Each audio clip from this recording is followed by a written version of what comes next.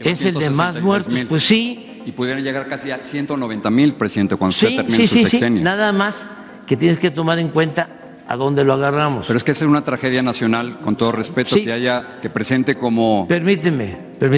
Esta es una parte. Piensan que el problema de la violencia se puede resolver con el uso de la fuerza. No, lo que digo es que no ha sido suficiente. O sea, no puede presentar 81 muertos diarios, señor presidente, como un éxito. ¿Cómo? No puede presentar como un éxito tener 81 muertos diarios en México. Es como que no quiere aceptar la realidad de la violencia en el país. Pero esa es tu visión y es la visión de nuestros opositores. Y la respeto.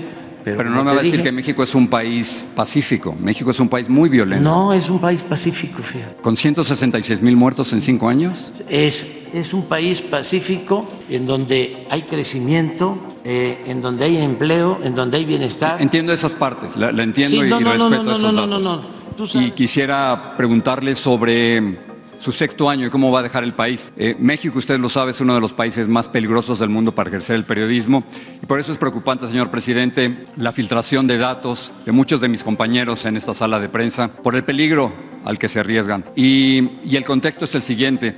Presidente, usted va a dejar un país sumido en la violencia. Son datos. Tú dices unido o sumido. Sumido. Al final de cuentas es lo mismo, ¿no? Sumido en la violencia. Tengo los datos son los datos, muchos vienen de su propio gobierno.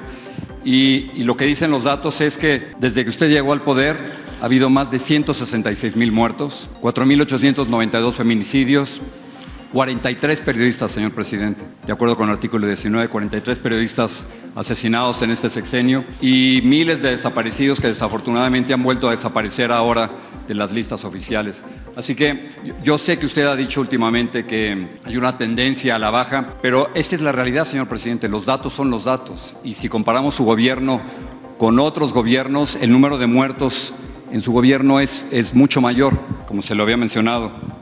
Mucha atención en un nuevo episodio de tensiones entre el presidente de México, Andrés Manuel López Obrador, y el destacado periodista de Univisión, Jorge Ramos. La estrategia de seguridad del mandatario mexicano volvió a estar en el centro del escenario, ya que durante la conferencia matutina de este lunes, ambos protagonizaron una intensa discusión abordando temas cruciales como las cifras alarmantes de homicidios, la controvertida táctica de abrazos no balazos y la militarización que actualmente vive el país. Esto según palabras de Jorge Ramos. El periodista Jorge Ramos, basándose en datos proporcionados por la propia administración federal, destacó que México experimenta en promedio 80 muertes diarias, advirtiendo que el sexenio del presidente Andrés Manuel López Obrador podría ser recordado como uno de los más violentos en la historia del país. Además, Ramos cuestionó abiertamente la eficacia de la estrategia de abrazos no balazos y denunció la creciente militarización de México. Ante estas acusaciones, el presidente Andrés Manuel López Obrador no tardó en responder, mostrando datos de homicidios en comparación con gobiernos anteriores, incluso el de Felipe Calderón, subrayando que su gobierno ha logrado reducir los homicidios en un 20%. El mandatario mexicano Andrés Manuel López Obrador insistió en la importancia de contextualizar los datos actuales y defendió que su administración ha mejorado la situación en comparación con periodos anteriores. Y es que el presidente aceptó la existencia de 190,000 muertes durante su mandato, pero aclaró la razón al señalar que las principales causas de muerte en México son la de los infartos, ubicando los homicidios en el 8º lugar. El periodista Jorge Ramos, por otro lado, calificó la situación como una tragedia, apuntando a más de 166,000 homicidios, 4,000 feminicidios y miles de desaparecidos bajo el gobierno del presidente Andrés Manuel López Obrador. En su gobierno han muerto 166,000, más que con Peña Nieto,